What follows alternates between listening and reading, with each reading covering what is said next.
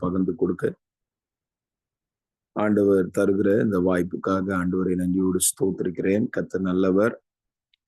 நாம் நினைக்கிறதுக்கும் வேண்டிக் கொள்கிறதுக்கும் மிகவும் அதிகமாய் கிரியை செய்கிற தேவன்.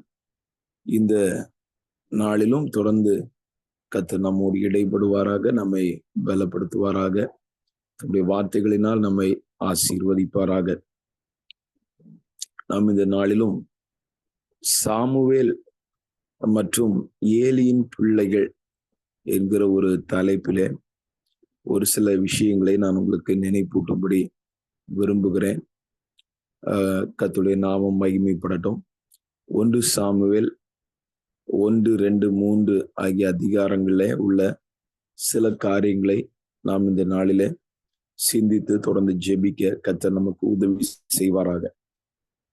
முதலாவதாக நாம் இந்த சாமுவேலை குறித்து, சாமுவேலுடைய அந்த ஃபேமிலியை குறித்து நாம் பார்க்கும்போது 1 சாமுவேல் 1 அதிகாரத்திலே அவர்கள் எப்ராயிம் மலை தேசத்தில் இருக்கிற சோப்பீம் என்கிற ஒரு இடத்தை சேர்ந்தவர். சோப்பீம் என்னப்பட்ட ராமதாயும் ஊரான் ஆகிய ஒரு மனுஷன், அவனுக்கு எல்கானா என்று பெயர் என்று சொல்லி நாம் பார்க்கிறோம். எல்கானா அன்னாள் அவர்களுடைய பிள்ளையாக தான் இந்த சாமுவேல் பிறக்கிறதை நாம் அறிந்திருக்கிறோம். எல்கானாவுக்கு மனைவியாகிய அன்னாள் அவளிடத்திலே பிள்ளை பிறக்காதபடினாலோ என்ன காரணத்தினாலோ தெரியல, பெண்ணினாலையும் அவர் சேர்த்து கொள்ளுகிறார். இந்த ரீசன் இருக்கலாம். அந்த பெண்ணினாளுக்கு பிள்ளைகள் பிறந்தார்கள், அன்னாளுக்கு பிள்ளைகள் பிறக்கவில்லை. அந்த பெண்ணினாள் அவளை குறித்து பைபிளை நம்ம படிக்கும்போது அன்னாள் அவளுடைய சக்களத்தி அப்படின்னு சொல்ற ஒரு வார்த்தை இருக்கு. அதுக்கு ஆங்கிலத்துல அட்வர்சரி என்றும் ஒரு இதுல கொடுக்கப்பட்டிருக்கிறது. அட்வர்சரினா உங்களுக்கு தெரியும், எனிமி, ஒரு எதிராளியாக அந்த பெண்ணினாள் அன்னாளுடைய வாழ்விலே அவள் செயல்பட்டதை பார்க்கிறோம். ஏற்கனவே அவளுக்கு பிள்ளை இல்லாத அந்த துக்கம், வேதனை இருக்கக்கூடிய சூழ்நிலையில அந்த பெண்ணினாளுடைய செயல்பாடுகள் அதுவும் மிகுந்த வேதனையை அளிக்கக்கூடியதாக இருக்க, ஒவ்வொரு வருஷமும் இவர்கள் அந்த சீலோ என்கிற இடத்துல இருக்கிற தேவாலயத்துக்கு கடந்து செல்கிறார்கள். அந்த சீலோ என்கிற பகுதி இவர்கள் இருக்கிற ராமா என்கிற இடத்துல இருந்து ஷீலோவுக்கு போகணும்னா 15 மைல் தூரங்கள் என்று சொல்லப்படுகிறது. சுமார் 24 கிலோமீட்டர்ஸ், 24 முதல் 25 கிலோமீட்டர்ஸ் அவ்வளவு தூரம் பிரயாணம் பண்ணி அவங்க வருஷத்துக்கு ஒரு முறை போவார்கள். இன்றைக்கு நமக்கு நல்ல இந்த போக்குவரத்தெல்லாம் வளர்ந்த ஒரு காலகட்டங்களில் இது ஒரு பெரிய விஷயம் கிடையாது, 25 கிலோமீட்டர் அப்படின்னு சொல்றது. ஆனால் அன்றைக்கு அவர்களுக்கு இது ஒரு பெரிய சவாலான விஷயம்தான். ரோடுகள் ஒழுங்காக இல்லாத காலகட்டம். அவங்களுக்கு வாகனம் அப்படின்னு சொல்லும்போது அந்த நாட்கள்லாம் ஒன்றில் அவர்கள்ட்ட கழுது இருந்திருக்கணும், கொஞ்சம் கூட வசதிகள் இருந்தால் ஒட்டகங்கள் இருந்திருக்கணும். இதுக்கு மேலதான் அவங்க ஏறி போக வேண்டும். சுமார் 6 மணி நேரம் டிராவல் ஆகும்னு சொல்லி சொல்லுகிறார்கள். கடினமான ஒரு விஷயம். 2 மனைவிகளையும் கூட்டிக் கொண்டு எல்கானா அவரும் போயிருப்பார். அந்த பிள்ளைகள், பெண்ணினாளுடைய பிள்ளைகள் போயிருக்கலாம். இப்படிப்பட்ட ஒரு விதத்திலே இவர்கள் வருஷத்துக்கு ஒரு முறை அந்த சீலோ என்கிற இடத்துக்கு சென்று ஆண்டவரை தொழுது கொள்ளுகிற ஒரு பழக்கத்தை உடையவர்களாக இருக்கிறார்கள். கர்த்தருடைய பரிசுத்த நாமம் மகிமைப்படுவதாக. அப்போ எல்லாம் இந்த அன்னாள் அழுது கொண்டிருப்பாள் என்று நம்ம பார்க்கிறோம். சாப்பிடாமல் அங்க உட்கார்ந்து சாப்பிட்டு சந்தோஷமா இருக்கிற நேரத்துல அன்னாள் அழுது கொண்டிருப்பாள். அவளுக்கு என்ன அப்படின்னு சொல்லும்போது, ஒன்று அந்த ஆசீர்வாதம் இல்லாதது, இன்னொன்று அதை வைத்து கேட்கக்கூடிய பேச்சுக்கள், எதிரான வார்த்தைகள், அது அவளை மிகவும் துக்கப்படுத்தினபடினாலே ஒரு முறை, அதாவது எப்பவுமே எல்கானா ஆறுதல் படுத்துகிறார். அவளை தைரியப்படுத்தி உற்சாகப்படுத்தி, 10 குமாரரை பார்க்கிறோம், நான் உனக்கு அதிகம் அல்லவா, அப்படிலாம் அவர் சைட்ல இருந்து ஒரு ஆறுதலான விஷயம் வந்தாலும் அது அவளுக்கு போதுமானதா இருக்கவில்லை. ஆகையினால ஒரு முறை அவள் தீர்மானம் பண்ணுகிறாள், தேவ சமூகத்துல இந்த விஷயத்தை வைத்து ஜெபிப்பதற்கு தன்னுடைய இருதயத்தை அவளுடைய உள்ளத்தில் இருக்கிற வேதனைகள் எல்லாம் ஊற்றி விடும்படியாக ஒரு முடிவு செய்கிறதை நாம் பார்க்கிறோம். அதுதான் அந்த அன்னாளுடைய ஜெபம். கர்த்தருடைய நாமம் மகிமைப்படட்டும். இந்த அன்னாளுடைய ஜெபத்திலே அவளுடைய வேதனைகள், அவளுடைய கஷ்டங்கள் எல்லாமே பெரிய சத்தமா வெளிவரவில்லை. உதடுகள் மாத்திரம் அசைந்தது அப்படின்னு சொல்லி பார்க்கிறோம். ஆனா தன்னுடைய இருதயத்துல இருக்கிறதையெல்லாம் ஊற்றி விட்டாள் என்று நம்ம பார்க்கிறோம். ஆண்டுடைய சமூகத்திலே எவ்வளவு தூரம் தன்னுடைய உணர்ச்சிகள் அதையெல்லாம் வெளிப்படுத்தி, அதாவது சில வேளையில பாருங்கள், நம்ம மற்றவர்களிடத்துல பேசும்போது சொல்லுவோம், அவங்கள்ட்ட பேசுனதுக்கு அப்புறம் எனக்கு கொஞ்சம் ஃப்ரீ ஆயிடுச்சு அப்படின்னு சொல்லுவோம். அப்ப அதுபோல தேவ சமூகத்திலே அவ்வளவாய் தன்னுடைய இருதயத்தை, அவளுக்கு எவ்வளவு மனபாரங்கள் கஷ்டங்கள் இருந்ததோ அதையெல்லாம் ஆண்டவருடைய சமூகத்திலே முழுவதும் மாறக்கூடிய விதத்துல, அப்புறம் அவள் துக்க முகமாய் இருக்கவில்லை என்று பார்க்கிறோம். அப்படியானால் எந்த அளவுக்கு அவள் இருதயத்தை ஊற்றி இருப்பான்னு சொல்லி நம்ம புரிந்து கொள்ள முடிகிறது. பிறகு துக்கம் இல்லை, அந்த வேதனை எல்லாம் மாறிடுச்சு. அவ்வளவு தூரம் ஒரு பிரேயர். அந்த பிரேயர்ல ஒரு விஷயம் என்ன அப்படின்னு சொல்லும்போது, அந்த பிரேயர்ல நம்ம எவ்வளவு தூரம் ஒரு விடுதலையை காண்கிறோமோ அந்த அளவுக்கு அதற்கு பிறகு ஒரு ஆசீர்வாதம் நமக்கு கண்டிப்பாக அது பெற்றுக்கொள்ளுகிறதுக்கு அது ஏதுவாக இருக்கும். நம்முடைய ஜெப நேரத்திலேயே ஒரு சரியான விடுதலையை நாம் பார்க்காத பட்சத்துல அதற்கு பிறகு ஆசீர்வாதங்கள் அதை குறித்து ரொம்ப சந்தேகமா இருக்கும், டவுட்டா இருக்கும், மனசுக்கு ஒரு விடுதலையா இருக்காது. இப்படிப்பட்ட பல காரியங்களை நம்ம ஃபேஸ் பண்ண வேண்டி இருக்கிறது.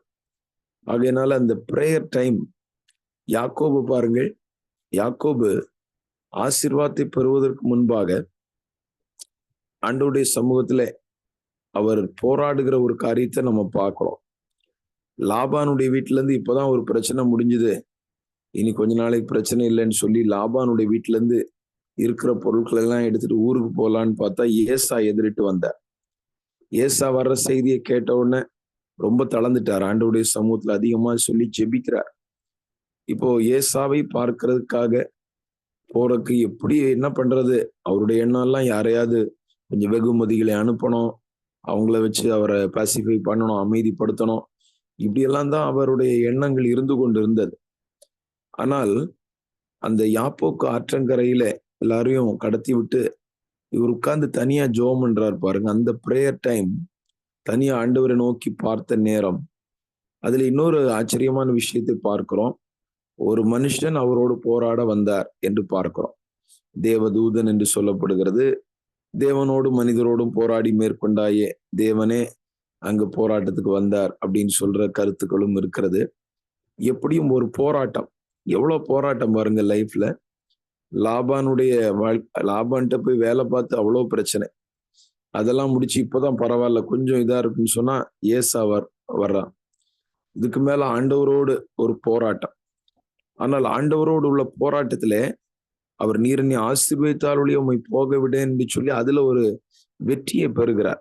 அதுல ஒரு ஜெயம் அவருக்கு தெரியும். அந்த பிரேயர்ல பார்க்கும்போது நல்ல ஒரு வெற்றி அவருக்கு. என்ன போராடி ஆண்டவருடைய சமூகத்துல போராடி மேற்கொண்ட பிறகு பேரும் மாறுச்சு. பேர் மாறினதுக்கு அப்புறம் ஏசாவை அடுத்தது ஃபேஸ் பண்ணும்போது அடுத்த அதிகாரத்துல கண்களை ஏறெடுத்து அப்படின்னு பாக்குறோம். யாக்கோபுக்கு இப்ப அந்த பயம் எல்லாம் மாறிடுச்சு. பணிவா அவர் இது பண்றாலும் மனதில் இருக்கக்கூடிய பயங்கள் மாறி இவர் முதல் ஆளா போய் ஃபேஸ் பண்றார் ஏசாவை. ஆட்களை எல்லாம் நிறுத்தி வச்சிருந்தாலும் நேரா போய் சந்திக்கிறார். இதெல்லாம் நம்ம பார்க்கிறோம். இப்போ நம்முடைய பிரேயர் டைம்ல நமக்கு கிடைக்கிற வெற்றி இருக்கு பாருங்கள். ஜெப நேரத்துல எந்த அளவுக்கு தேவ சமூகத்துல வெற்றி எடுக்கிறோமோ அது நம்முடைய வாழ்க்கையின் ஒரு பிரதிபலிப்பாக மாறும் என்பதிலே சந்தேகம் இல்லை. அப்ப அன்னாளுடைய வாழ்க்கையில உதடுகள் மாத்திரம் அசைந்தது, இருதயத்தை எல்லாம் தேவ சமூகத்துல ஊற்றி விட்டாள். ஆனால் ஒரு சாமுவேலை கர்த்தர் அவளுக்கு ஏற்ற நேரத்துல கொடுத்ததை நாம் பார்க்கிறோம். அவள் நீண்ட நாட்களாக ஆண்டவர் நோக்கி பார்த்து கொண்டிருந்த தேவ சமூகத்துல ஸ்தோத்திரம், இதுக்கு முன்னாடி இவ்வளவு இதா பிரேயர் பண்ண மாதிரி நம்ம பார்க்கல. நீண்ட நாட்களாக எதிர்பார்த்து கொண்டிருந்த அந்த சாமுவேலை அவள் பெற்றுக்கொண்டார். ஆனா இதுல நம்ம முக்கியமா கவனிக்க வேண்டிய ஒரு விஷயம், ஜெபத்தினால் பெறப்பட்ட பிள்ளை.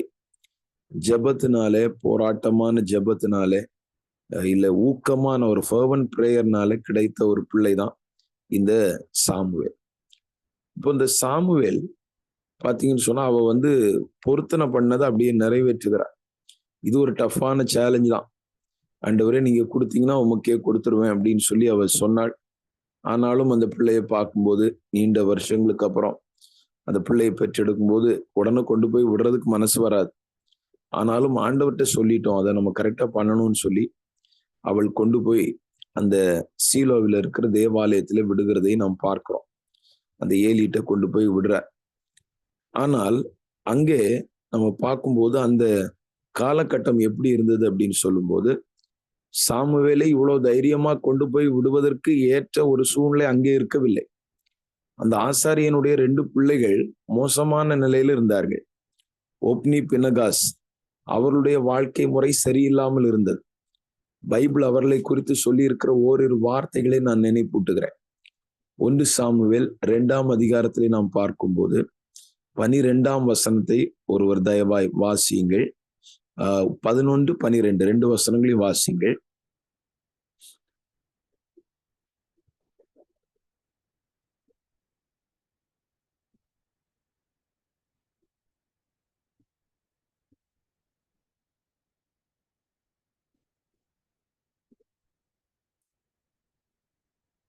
ஒன்று சாமுவேல் 2ஆம் அதிகாரம் 11, 12 ஆகிய வசனங்கள்.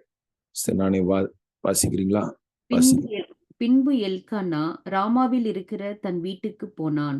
அந்த பிள்ளையோ ஆசாரியனாகிய ஏலிக்கு முன்பாக கர்த்தருக்கு பணிவிடை செய்து கொண்டிருந்தான். ஏலியின் குமாரர் பேலியாளின் மக்களாயிருந்தார்கள். அவர்கள் கர்த்தரை அறியவில்லை. கர்த்தருடைய நாமம் மகிமைப்படட்டும். அதை கவனித்து பாருங்கள். ஏலியின் பிள்ளைகள் ஏலியாளின் மக்களாயிருந்தார்கள். அவர்கள் கர்த்தரை அறியவில்லை என்று சொல்லி நாம் பார்க்கிறோம். கர்த்தரை அறியாத பிள்ளைகளா அவங்க வளர்ந்து வந்து கொண்டிருக்கிறார்கள். இப்போ அந்த இடத்துல அந்த ஆசாரியனுடைய இருக்கிற இடத்துல கொண்டு போய் அன்னாள் தன்னுடைய பிள்ளையை விடுகிறார். ஏனென்றால் ஜெபத்தினால கேட்கப்பட்ட பிள்ளை, ஜெபத்தினால கேட்டு பெற்றுக்கொள்ளப்பட்ட பிள்ளை, ஜெபத்துல உருவாக்கப்பட்ட பிள்ளை. கர்த்தருடைய நாமம் மகிமைப்படட்டும். இங்கே பாருங்கள், அந்த ஏலியின் பிள்ளைகளை பார்த்தீங்கன்னு சொன்னா அவர்களுடைய ஒரு காரியத்தை நான் உங்களுக்கு நினைப்பூட்டுகிறேன். அவங்க வந்து அந்த ஜனங்கள் பலி செலுத்தும்படியாக கொண்டு வர்றாங்க. கொண்டு வருகிற நேரத்துல இப்போ அந்த பலி செலுத்தும் நேரத்துல அந்த இறைச்சி அது வேகும்போது அந்த ஆசாரியனுக்கு வேலைக்காரங்க இருப்பாங்க. இப்போ அந்த ஆசாரியனுடைய வேலைக்காரன் 3 கூறுள்ள ஒரு ஆயுதம், அப்படின்னா ஒரு ஃபோர்க் மாதிரி பெருசா, அதை கொண்டு வந்து கையில பிடித்து கொப்பரையிலாவது அந்த பானையிலாவது சருவத்திலாவது சட்டியிலாவது குத்துவான் என்று பார்க்கிறோம். அதுல கிடைக்கிற இறைச்சி எல்லாம் அவன் எடுத்துட்டு அவன் எடுத்துக்கொள்வான். அதுக்கு பிறகு கொழுப்பை அவங்க ஜனங்கள் சொல்லுவாங்க, கொழுப்பை முதல்ல தகனிச்சிருவோம், அதுக்கு பிறகு நீ வேணுமானது எடுத்துக்கோ அப்படின்னா, இல்ல ஆசாரியனுக்கு முதல்ல பொரிக்கிற இறைச்சியை கொடு. இப்படி அந்த காணிக்கை செலுத்துகிறதுக்காக பலி செலுத்துகிறதுக்காக போகிறவங்கள்ட்ட இந்த நபர்கள் நடந்து கொண்டது மிக மோசமான விதம். ஜனங்களுக்கு பலி செலுத்துறதுக்கு காணிக்கை செலுத்துறதுக்கு விருப்பம் இல்லாம போச்சு, வெறுப்பா மாறிடுச்சு. என்ன காணிக்கை, என்ன பலி செலுத்துறது, என்ன இப்படி இருக்கிறார்கள் ஆசாரியருடைய பிள்ளைகள். ஏன்னா அவர்கள் கர்த்தரை அறியவில்லை. அப்போ இப்படிப்பட்ட ஒரு இடத்துல ஆக்குறோம் கொண்டு போய் சாமுவேல் விடப்படுகிறார். நல்லா கவனிங்கள்.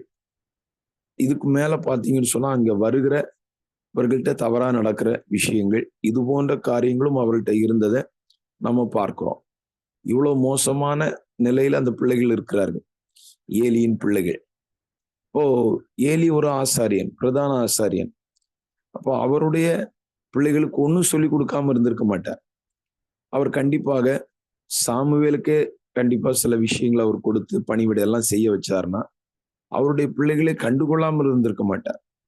ஆனா தெரியல ஏன் அப்படி அவர்கள் ஆனார்கள் என்று. ஆனால் ஒரு விஷயம் நம்ம பார்க்கிறோம், இந்த பிள்ளைகள் தவறு செய்த போது அவர்களை அவர் கண்டிக்கிற விஷயத்துல நம்ம பார்க்கும்போது, அவங்களை கண்டித்து திருத்த வேண்டிய விஷயத்துல அவர் ரொம்ப அப்படியே சோப் போடுற மாதிரி பேசுறத நம்ம பார்க்கிறோம். இவ்வளவு மோசமான தவறு அந்த பிள்ளைகள் செய்த பிறகு 24ஆம் வசனத்துல நாம் பார்க்கிறோம். 2ஆம் அதிகாரம் 24ஆம் வசனத்துல, என் குமாரரே வேண்டாம், நான் கேள்விப்படுகிற இந்த செய்தி நல்லதல்ல. கர்த்தருடைய ஜனங்கள் மீறி நடக்கிறதுக்கு காரணமா இருக்கிறீர்களே, அப்படி இப்படி எல்லாம் உங்களை பத்தி சொல்ல கேட்கிறேன் அப்படின்லாம் 23ஆம் வசனத்துல சொல்லுகிறேன். அப்போ இப்படி எல்லாம் அவங்க சொன்னாலும் அவங்க அப்பா சொல்றதை அவங்க கேட்கறது இல்லை. ஏனென்றால் அவர் அந்த பிள்ளைகளை அதிகமா மதிக்கிறார். இது ஆசாரியருடைய ஊழியம். அது எவ்வளவு கனமா ஒரு காலத்துல செய்யப்பட்டது. அதெல்லாம் இன்னைக்கு மாத்தி இந்த பிள்ளைங்க இப்படி செய்யறாங்க. இவர்களை ஊழியம் செய்ய வைத்து அவர் பார்த்துட்டு இருக்கிறார். இனி நீ ஊழியம் செய்ய வேண்டாம். அந்த அளவுக்கு அவர் நடவடிக்கை எடுக்கல. இல்ல நீ செஞ்சது சரி, நீ செய்யறது சரியில்லை, அதனால உனக்கு ஊழியம் இல்லை. அப்படிப்பட்ட நிலையில் இல்லாமல் அவங்கள்ட்ட பேசுற இதை நீங்க கவனிச்சு பாருங்க. இதை நம்ம படிக்கும்போது ஏதோ ஏலிய நம்ம குறை சொல்ற மாதிரி இது பண்றதுக்காக நான் சொல்லல. நம்முடைய வாழ்க்கையை நம்ம சிந்தித்து பார்க்கணும். கர்த்தர் நமக்கு கொடுத்திருக்கிற பிள்ளைகள் இந்த காலகட்டங்கள்லாம் பார்க்கும்போது நம்முடைய தேசத்தின் சட்டங்களும், குறிப்பா நீங்கள் இருக்கிற அந்த அமெரிக்க தேசத்துல பார்க்கும்போது பிள்ளைகளை ஒன்றும் இது பண்ணிடவே கூடாது. அவனுடைய அழுக சத்தம் கேட்கக்கூடாது. இப்படிப்பட்ட சில விஷயங்களை நான் கேள்விப்பட்டிருக்கிறேன். உங்களுக்கு டீட்டெயில்ஸ் அதிகமா தெரியும். அப்போ அப்படிப்பட்ட சூழ்நிலையில எப்படி நம்ம கண்டித்து வளர்க்கிறது, இப்படிப்பட்ட பல சவால்கள் இருக்கு. ஆனாலும் பாருங்கள், நம்ம தேவனை காட்டிலும் பிள்ளைகளை அதிகமா மதிக்கிறவங்களா இருக்கக்கூடாது. பிள்ளைகள் நமக்கு ஆண்டவர் தந்தது. ஆனால் ஒண்ணு புரிந்து கொள்ளணும், அவர்கள் கர்த்தருடையவர்கள். அவங்க first they are of lords. அதுக்கு பிறகுதான் நம்முடைய பிள்ளைகள். இதை நம்ம நல்லா புரிந்து கொள்ள வேண்டியது அவசியம். அதுக்கு பிறகுதான் நம்முடைய பிள்ளைகள் என்கிற நிலையில அவங்க வர்றாங்க. ஆகையினால ஆண்டவருக்கு ஒரு விருப்பம், ஆண்டவருக்கு ஒரு சித்தம், ஆண்டவருக்கு அவங்களை குறித்து ஒரு நோக்கம், இதெல்லாம் இருக்கும். அதை நம்ம தாண்டி நான் ரொம்ப என் பிள்ளைய ரொம்ப அதிகமா நேசிக்கிறேன்னு சொல்லி ஆண்டவருக்கு பிரியமில்லாத ஒரு நிலைக்கு அவங்க போறதுக்கோ, அதுக்கு நம்ம விட்டு வேடிக்கை பார்க்கிறவர்களாக ஒரு நாளும் இருந்து விடக்கூடாது. அது தேசம் எவ்வளவு மோசமா போனாலும் கர்த்தர் நமக்கு அந்த கிருபையை தரணும். இல்ல நம்மளால செய்ய முடியலையா, எவ்வளவு முயற்சி பண்ணி பார்த்த முடியல, ஜெபிக்கணும். ஆண்டவர் நோக்கி பார்த்து ஜெபித்து எப்படி ஆகிலும் அந்த விஷயத்துல ஒரு பெரிய வெற்றியை நம்ம பார்க்கணும். கர்த்தர் நம்முடைய பிள்ளைகளை ஆசீர்வதிக்கணும். அவர்கள் ஏலியின் பிள்ளைகளை போல இருக்கக்கூடாது. கர்த்தருடைய நாமம் மகிமைப்படட்டும். ஆண்டவர் இந்த 2ஆம் அதிகாரத்துல சொல்ற சில விஷயங்கள் ரொம்ப வேதனைக்குரிய காரியம்.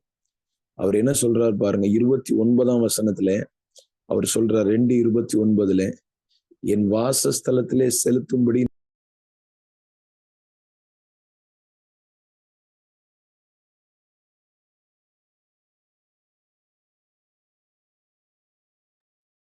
பாஸ்டர் நீங்க மியூட்ல இருக்கீங்க.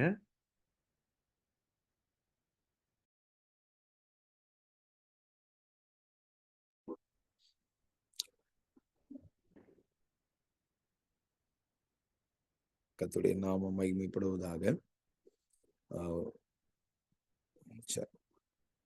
பாருங்கள், ஒரு கால் கட் ஆயிடுச்சு. இங்க நம்ம பார்க்கும்போது அந்த சாமுவேல் ஆண்டவர் ஏலிட்ட எவ்வளவு கோவப்படுறாரு பாருங்க. 29ஆம் வசனம், 2:29, என் வாசஸ்தலத்திலே செலுத்தும்படி நான் கட்டளையிட்ட என் பலியையும் என் காணிக்கையும் நீங்கள் உதைப்பானேன். என் ஜனமாகி இஸ்ரவேலின் காணிக்கைகள் எல்லாம் பிரதானமானவைகளை கொண்டு உங்களை கொழுக்க பண்ணும்படிக்கு நீ என்னை பார்க்கிலும் உன் குமாரரை மதிப்பானேன் என்கிறார். அதுக்கப்புறம் என்ன சொன்னார்னா, உனக்கு என்ன மாதிரி ஒரு சூழ்நிலை வரணும் 36ஆம் வசனத்துல. அப்போ பாருங்கள், 35ல நான் ஒரு ஆசாரியனை எழும்ப பண்ணுவேன். அவன் என்னாலும் எனக்கு முன்னாடி நடந்து கொள்ளுவான். 36ஆம் வசனம், அப்பொழுது உன் வீட்டாரில் மீதியாயிருப்பவன் எவனும் ஒரு வெள்ளி பணத்துக்காகவும் ஒரு அப்ப துணிக்கைக்காகவும் அவனிடத்தில் பணிந்து, நான் கொஞ்சம் அப்பம் சாப்பிட யாதொரு ஆசாரிய ஊழியத்தில் என்னை சேர்த்து கொள்ளும் என்று கெஞ்சுவான் அப்படின்னு சொன்னார்.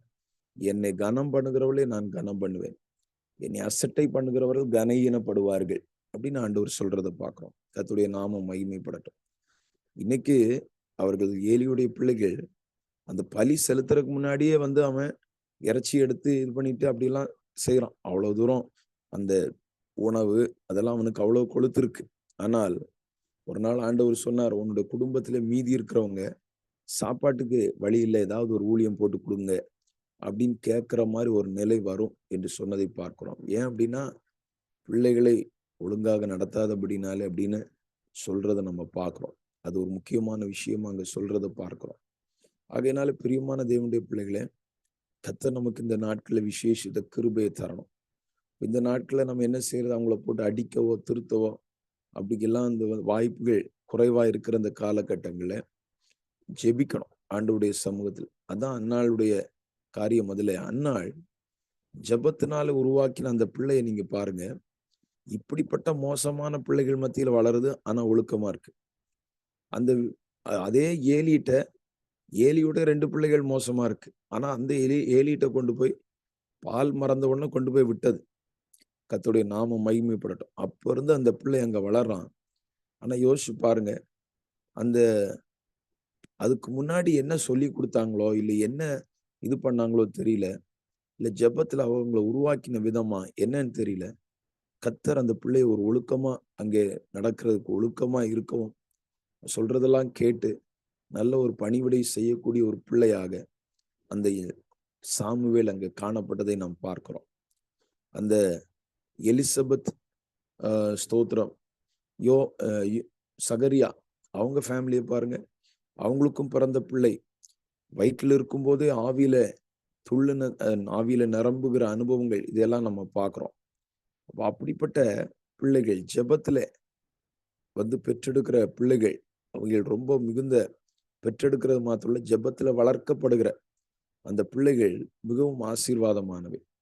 ஆண்டவர் அந்த பிள்ளைய பாருங்கள், அந்த இடத்துல இதே பிள்ளைகள் மத்தியில வளரும்போது ஒரு ஒழுக்கமா, பைபிள் சொல்லுது, சாமுவேல் என்னும் பிள்ளையாண்டானோ கர்த்தருக்கும் மனுஷருக்கும் பிரியமாக நடந்து கொண்டான். அங்கே முதலாவது அவன் பணிவிடைகளை செய்கிறான்.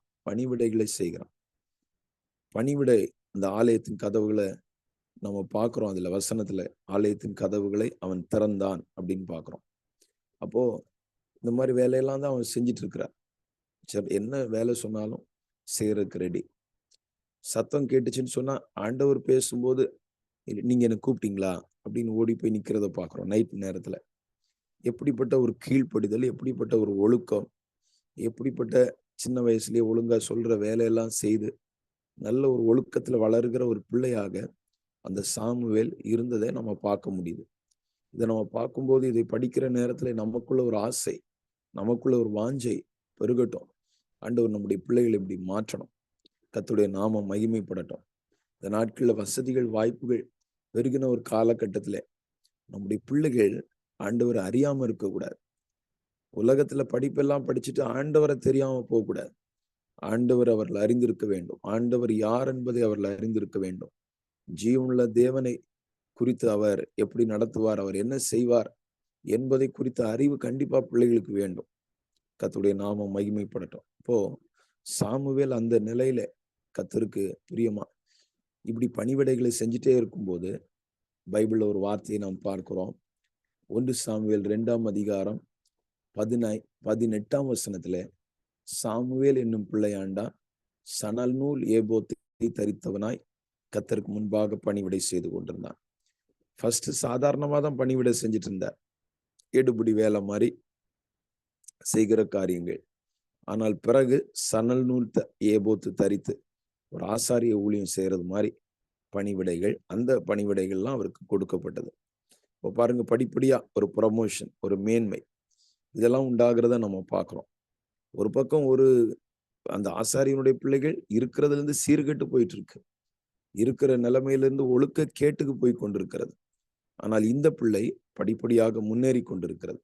படிப்படியாக ஒரு வளர்ச்சி, ஒரு முன்னேற்றம், நல்ல ஸ்தோத்திரம், ஆவிக்குரிய காரியங்கள், இதுக்கு மேல கர்த்தருடைய சத்தம் கேட்கிற பிள்ளையாய், ஆண்டவருடைய வார்த்தையை கேட்கிற பிள்ளையா 3ஆம் அதிகாரத்துல நம்ம படிக்கிறோம்.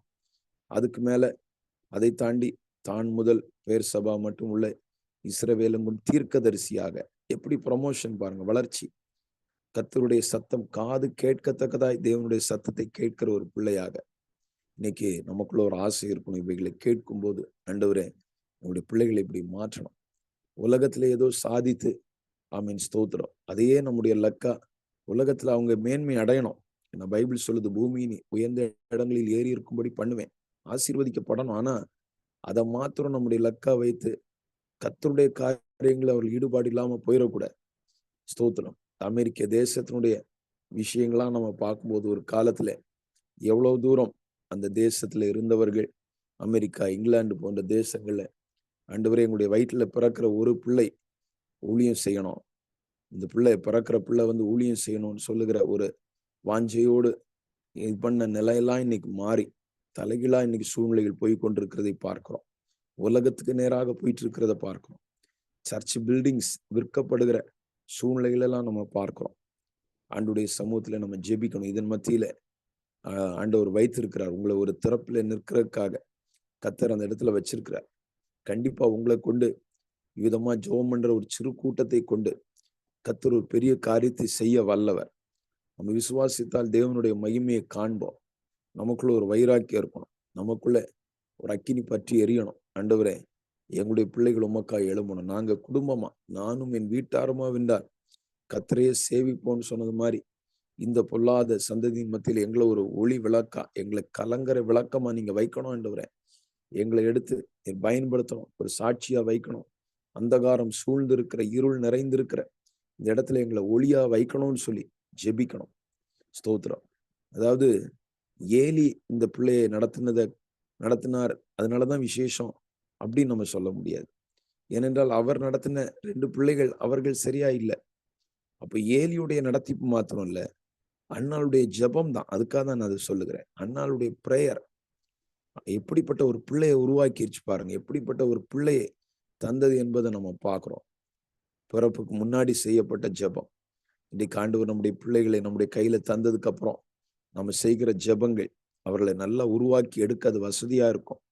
அவர்களுடைய வாழ்வில ஒருவேளை ஆண்டவரை விட்டு சில நேரங்கள்ல ஆண்டவரை நேசிக்காதவர்களா அப்படியெல்லாம் யாரும் காணப்படுறாங்களா தெரியல. எனக்கு உங்களுடைய ஃபேமிலி சிச்சுவேஷன்ஸ் தெரியவில்லை. ஆனால் அப்படிப்பட்ட நிலையில இருந்தாலும் அவர்களை கர்த்தர் கொண்டு வருவார். அவர்களை ஆண்டவர் சந்திப்பார். அவர்களுக்குள்ள ஒரு மாற்றத்தை தருவார். கடந்த நாள்ல ஒரு வாலிப பிள்ளை அவன்கிட்ட நான் பேசிட்டு இருக்கும்போது, அவன் சின்ன வயதிலே ஒரு நல்ல கண்டிப்போடு ஆவிக்குரிய வழியில வளர்க்கப்பட்டவன்.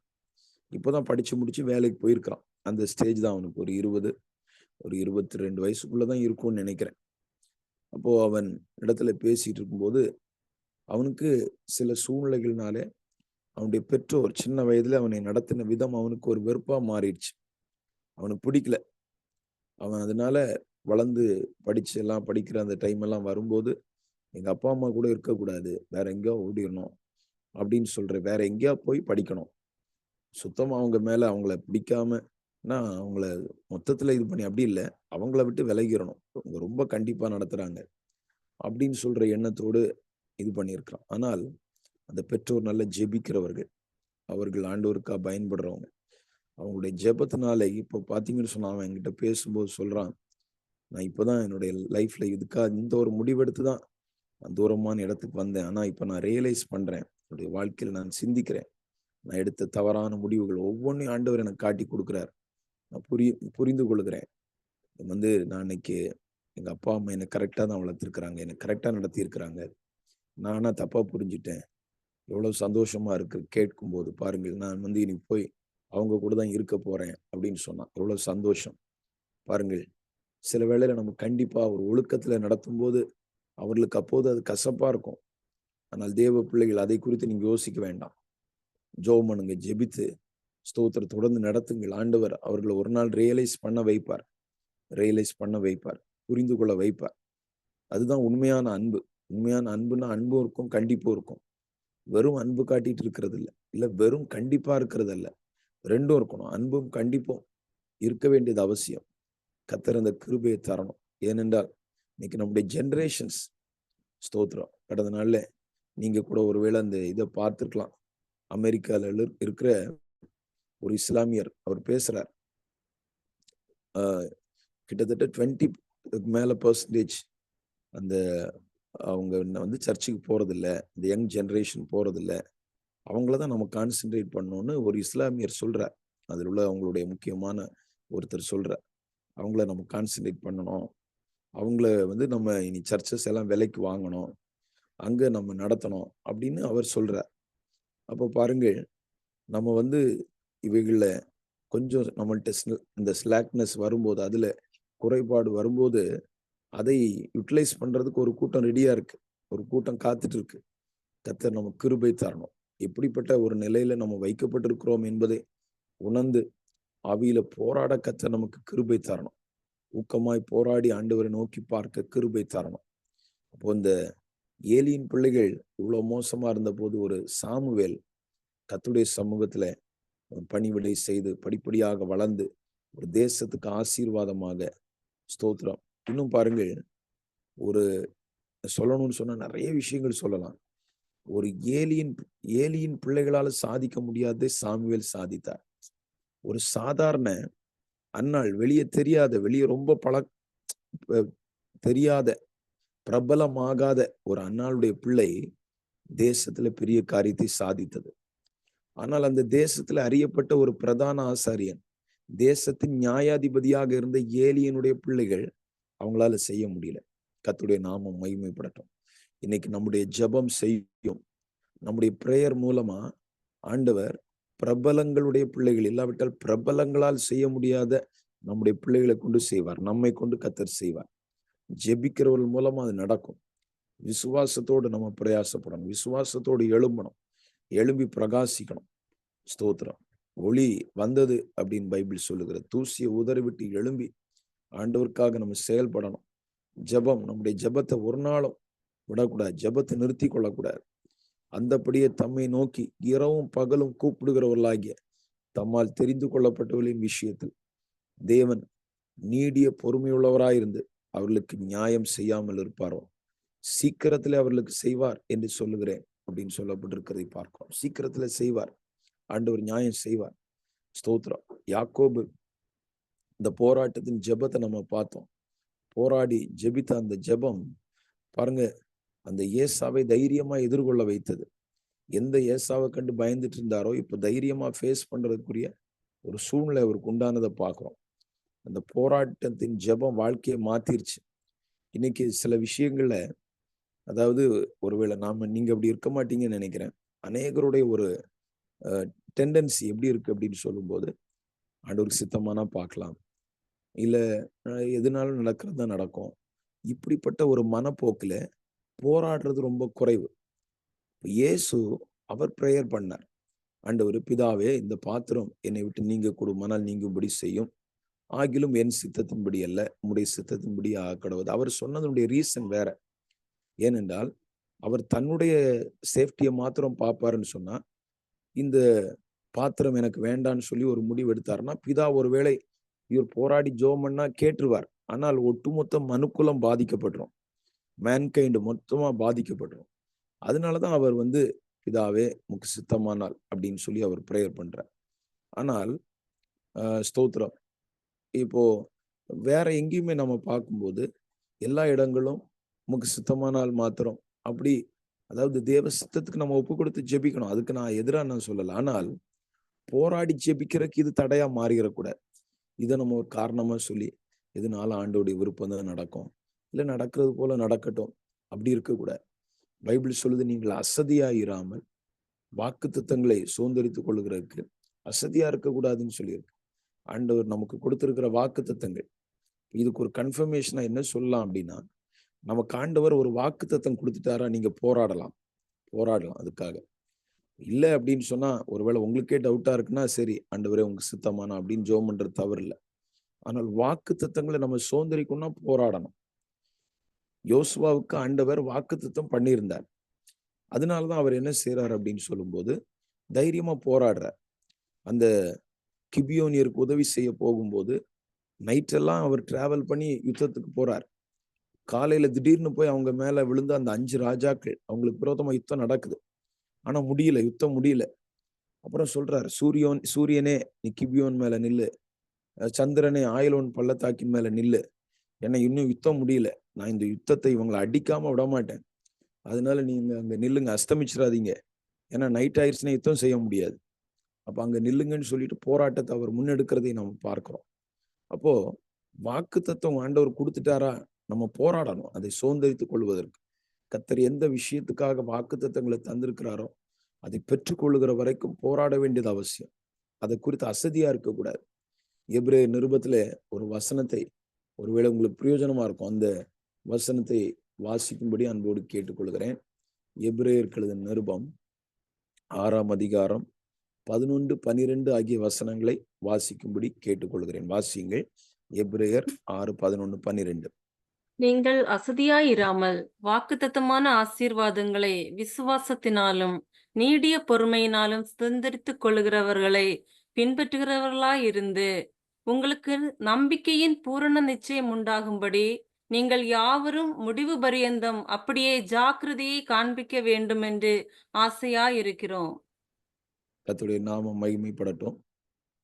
நீங்கள் அசதியாயிராமல் வாக்குத்தத்தமான ஆசீர்வாதங்களை நீங்கள் விசுவாசத்தினாலும் நீடிய பொறுமையினாலும் சுதந்திரிக்கிறவங்களை ஃபாலோ பண்ணுங்க, பின்பற்றுகிறவர்களாக இருந்து உங்களுக்கு நம்பிக்கையின் பூரண நிச்சயம் உண்டாகும்படி நீங்கள் யாவரும் முடிவு பரியந்தம் அப்படியே ஜாக்கிரதையை காண்பிக்க வேண்டும் என்று ஆசையா இருக்கிறோம். ஜாக்கிரதையா இருக்கணும், அசதியா இருக்கக்கூடாது. வாக்குத்தத்தமான ஆசீர்வாதங்களை பெற்றுக்கொள்கிறதுக்கு யாக்கோபும் அப்படிதான். அந்த வாக்குத்தத்தம் ஆண்டவர் பண்ணியிருந்தார். ஆண்டவர் நன்மை செய்வேன்னு சொல்லியிருக்கிறார். அப்போ நம்ம போராடலாம் அப்படின்னு சொல்லிதான் அவர் போராடுறார். இப்போ தேவ பிள்ளைகள் இதை நம்ம புரிந்து கொள்ள வேண்டியது அவசியம். நம்முடைய பிள்ளைகளுக்கா போராடணும், குடும்பங்களுக்கா நம்ம போராட வேண்டும். ஸ்தோத்திரம். இல்ல போற மாதிரி போட்டோம் அப்படிலாம் விடக்கூடாது. தேவ சமூகத்துல போராடி, ஆண்டவரே இந்த நிலைக்கு வரணும், இப்படி நீங்க சொல்லியிருக்கிறீங்க, இது நடக்கணும். குமாரரும் குமாரத்திகளும் தீர்க்க தரிசனம் சொல்லுவார்கள்னு சொன்னா, இல்ல சரி ஏதோ ஒரு வேலையை பார்த்துட்டு இல்ல தீர்க்க தரிசனம் சொல்லணும். அது நம்முடைய ஒரு வைராக்கியமா மாறணும். ஆண்டவரே அப்படி செய்யணும், நீங்க இப்படி சொன்னீங்கன்னா அது நடக்கணும். அப்படி நம்ம ஆண்டவருடைய சமூகத்துல வாக்குத்தத்தங்களை கிளைம் பண்ணி நம்ம ஜெபிக்கணும். உன் சந்ததியின் மேல் ஆவியும் சந்தானத்தின் மேல் ஆசீர்வாதத்தையும் ஊற்றுவேன்னு சொல்லியிருக்கிறீங்களா, அப்படி செய்யுங்க ஆண்டவரே அப்படின்னு சொல்லி நம்ம ஜெபிக்கணும். ஏன்னா அவர் வாக்குத்தத்தம் பண்ணியிருக்கிறார்னா, நமக்கு அதை செய்திருக்கிறார்னா கண்டிப்பாக அதை செய்ய வல்லவர், அதை நிறைவேற்ற வல்லவர். அதற்காக ஊக்கமாய் போராட கர்த்தர் நமக்கு இந்த நாட்கள்ல கிருபையை தரணும். ஆண்டவருடைய சமூகத்துல பாரத்தோடு நிற்க கர்த்தர் நமக்கு உதவி செய்யணும். ஆகையினாலே ஸ்தோத்திரம். அன்னாளுடைய அந்த பிரேயர் எப்படிப்பட்ட ஒரு பிள்ளையை உருவாக்கி தேசத்துக்கு ஒரு ஆசீர்வாதமா மாற்றினது என்பதை நம்ம சிந்திக்க கர்த்தர் உதவி செய்கிறார்.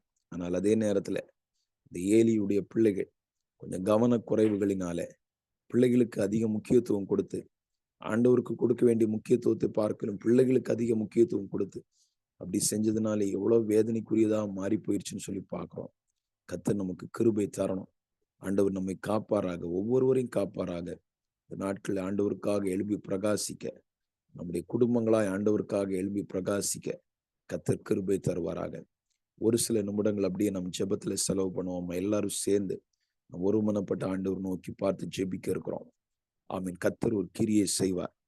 நம்முடைய ஜெபங்களை இன்னும் வல்லமையுள்ளதாய் மாற்றுவார். நீங்கள் ஏற்கனவே ஜெபிக்கிறீர்கள், ஆண்டவர் நம்முடைய ஜெபங்களை பார்க்கிறார். இன்னும் ஊக்கமாய் ஆண்டவர் நோக்கி பார்க்க ஸ்தோத்திரம். இந்த கோணலும் மாறுபாடும் உள்ள சந்ததியின் நடுவில ஸ்தோத்திரம் வசனத்தை பிடித்து கொண்டு ஜீவனுள்ள சுடர்களாய் பிரகாசிக்க கர்த்தர் நமக்கு கிருபை தருவாராக. எல்லாரும் ஸ்தோத்திரம் பண்ணி ஜெபிக்கலாம். அன்பின் பரலோக பிதாவே, நாங்கள் உங்களுடைய திருமுகத்தை நோக்கி பார்க்கிறோம் அப்பா. கர்த்தாவே ஸ்தோத்திரிக்கிறோம். இந்த நாளிலும் சாமுவேல் மற்றும் ஏலியின் பிள்ளைகளை குறித்து சிந்திக்க தந்த கிருபைக்காக ஸ்தோத்திரம். ஆண்டவரே, எங்களுடைய பிள்ளைகளுக்காக, எங்களுடைய குடும்பங்களுக்காக, எங்களுடைய பின் சந்ததிக்காக, எங்களுடைய ஆவிக்குரிய சந்ததிகளுக்காக நாங்கள் பாரத்தோடு உம்மை நோக்கி பார்த்து ஜெபிக்கிறோம். அதற்காக ஏற்கனவே ஜெபங்கள் ஏறெடுக்கப்பட்டு வருகிறது. இன்னும் கர்த்தாவே உம்மை நோக்கி ஊக்கமாய் ஜெபிக்க வேண்டிய நல்ல கிருபைகளை கர்த்தர் தாரும். ஒரு விசேஷித்த அபிஷேகத்தை உம்முடைய பிள்ளைகள் மீது வைப்பீராக. ஒரு சிறு கூட்டமாய் இருந்தாலும் ஆண்டவரே ஸ்தோத்திரிக்கிறோம். பாகாலுக்கு முன்பாக ஆண்டவரே ஸ்தோத்திரம் மண்டியிடாத ஒரு கூட்டத்தை நீர் வைத்திருக்கிறதுக்காக ஸ்தோத்திரம். அன்றைக்கு ஒரு 7000 வைத்திருந்தீர். இன்றைக்கு ஒரு சிறு கூட்டத்தை ஆண்டவரே ஸ்தோத்திரம் இந்த அமெரிக்க தேசத்துல உம்முடைய பிள்ளைகளைப் போல இன்னும் அநேகரை நீர் வைத்திருக்கிறீர் என்று நாங்கள் நம்புகிறோம். நாங்கள் ஆண்டவரான பல நேரங்கள்ல சோர்வுகள் வருது, நாங்கள் மனுஷீகத்துல இருக்கிறோம். ஆண்டவரே பல நேரங்களில் நாங்கள் குறைவுள்ளவர்களாக, எங்களுடைய அறிவு குறைவுள்ளதா இருக்கிறபடினால நீர் எப்படி சிந்திக்கிறீரோ அப்படி சிந்திக்க முடியாதபடிக்கு நாங்கள் ஆண்டவரே ஸ்தோத்திரம் மனுஷீக ரீதியில சிந்தித்து சோர்வடைகிறோம், அவிசுவாசப்படுகிறோம், நம்பிக்கை இழக்கிறோம். இப்படிப்பட்ட பல்வேறு சூழ்நிலைகளை வைக்கப்பட்டிருக்கிறோம். ஆகையினால தேவ சமூகத்துல உங்களுடைய பிள்ளைகளுக்காக பாரத்தோடு ஜெபிக்கிறோம். கர்த்தர் விசேஷித்த கிருபைகள்னால் உங்களுடைய பிள்ளைகளை நிரப்பும். இந்த அபிஷேகத்தை கர்த்தர் ஒவ்வொருவர் மேல் வைப்பீராக, அளவில்லாமல் ஊற்றி கொடுப்பீராக. ஜெப ஆவியை கர்த்தர் ஊற்றி கொடும். விண்ணப்பத்தின் ஆவியை ஊற்றிக்கூடும். குறிப்பாக ஆண்டவரே ஸ்தோத்திரம், இந்த பிள்ளைகள் வாழுகிற அந்த அமெரிக்க தேசத்துக்காக ஜெபிக்கிறோம். அந்த தேசத்துல கர்த்தாவே ஸ்தோத்திரிக்கிறோம். இந்த யங் ஜெனரேஷன் ஆண்டவரே சீர்கெட்டு போகிற ஒரு நிலையை பார்க்கிறோம். பாவங்கள் மிக மோசமாக, சொல்ல முடியாத பாவங்கள் பெருகி கொண்டிருக்கிற அந்த தேசத்துல ஆண்டவரே ஸ்தோத்திர, சந்ததிகள் கர்த்தருக்காய் எழும்பி வரணும். அவைகளுடைய ஆண்டவர் அக்கினியின் மனம் கூட வீசாத அடிக்கு ஆண்டவரே இந்த சாத்ராக் மேஷாக் ஆபேத்நேகோவை காத்த தேவன் ஆண்டவரே உம்முடைய பிள்ளைகளுடைய வாழ்க்கையிலும் அதனுடைய எந்த கேடுகள் பேர் முதலாய் சொல்லப்படக்கூடாத அளவுக்கு கர்த்தர் பிள்ளைகளை பாதுகாக்கும்படி ஜெபிக்கிறோம். யங் ஜெனரேஷனை பாதுகாக்கும்படி ஜெபிக்கிறோம். நல்ல சாமுவேலாக கர்த்தருடைய சத்தம் கேட்டு வளருகிற பிள்ளைகளாக, நல்ல தீர்க்கதரிசிகளாக, தேசத்துக்கு ஒரு ஆசீர்வாதமானவர்களாக எழும்பி வர கர்த்தர் உதவி செய்யும். அந்த தரிசனத்தோடு பிள்ளைகளை வளர்க்க உடைய பிள்ளைகளுக்கு கர்த்தர் உதவி செய்யணும். உலகத்துல ஏதோ சாதிக்கணும் அப்படின்னு சொல்லுகிறது மாத்திரம் எங்களுடைய நோக்கமா இருக்கக்கூடாது. உலகத்துல ஒரு வேலையை பார்த்தாலும், ஒருவேளை உலகத்துல பெரிய மேன்மைகளை அடைந்தாலும் அதோடு கூட கர்த்தருக்காக சாதிக்கணும், கர்த்தருக்காக செயல்படணும். அப்படிப்பட்ட ஒரு வைராக்கியத்தோடு எங்களுடைய பிள்ளைகள் வளர்க்கப்பட, உருவாக்கப்பட கர்த்தர் கிருபை தாரும். அப்படிப்பட்ட ஒரு பாரத்தோடு ஜெபிக்கிற ஜெப ஆவியை கர்த்தர் தாய்மாருக்கு தாரும், தகப்பன்மாருக்கு தாரும். ஒரு பிள்ளைகளை கர்த்தர் சந்தித்து அவர்கள் ஜெபிக்கிறவர்களாக மாற கர்த்தர் உதவி செய்யும். இரக்கம் செய்தலும்படியாக ஜெபிக்கிறோம். கர்த்தருடைய அற்புத செயல் வெளிப்படுவதாக நல்ல கரங்களே நாங்கள் தாழ்த்தி ஒப்பு கொடுத்து ஜெபிக்கிறோம். ஆண்டவரே, இந்த ஜெபத்துல உம்முடைய பிள்ளைகள் பல்வேறு விஷயங்களை வைத்து ஜெபிக்கிறதை அறிவீர். இந்த ஜெபங்களுக்கெல்லாம் கர்த்தர் பதில் தரும்படியாக நாங்கள் ஜெபிக்கிறோம். இந்த நல்ல நாம மகிமைப்படுவதாகப்பா. மீதமுள்ள நேரங்களை கர்த்தர் ஆசீர்வாதமாக மாற்றி கொடுப்பீராக. ஆண்டவர் உம்முடைய கரங்களை தாழ்த்தி ஒப்பு கொடுக்கிறோம். இயேசுவின் நாமத்தில் ஜெபம் கேள் நல்ல பிதாவே. ஆமேன், ஆமேன். Praise Lord. கர்த்தர் நம்மை ஆசீர்வதிப்பாராக. மீதமுள்ள ஜெப நேரங்களையும் உங்களுக்கு ஆசீர்வாதமாய் ஆண்டவர் மாற்றி தருவாராக. நம்முடைய பிள்ளைகள் சந்ததிகளையும் ஆண்டவர் ஆசீர்வதிப்பாராக. ஆமேன், ஆமேன்.